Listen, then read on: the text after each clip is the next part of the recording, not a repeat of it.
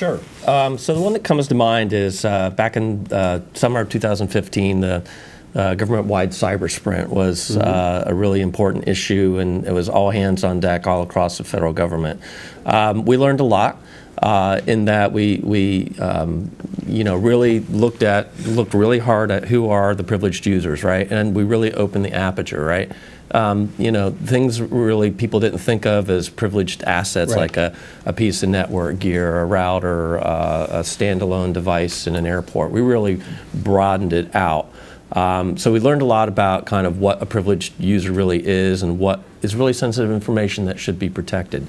The other lesson we learned there is, when we look at, when I think of the Continuous Diagnostics and Mitigation Program, or CDM, Sure. that's really, in my mind, a convergence of traditionally policy-enforced information assurance, right, the CISO community, and the operators, right? And when you bring those two communities together, you really create a whole new culture or organization that is both powerful but new.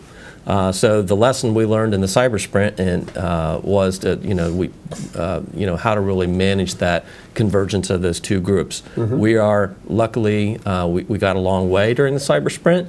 We're going to move into the CDM Privilege Management Phase 2 program coming up soon. So I think we're well positioned to take it to the next step.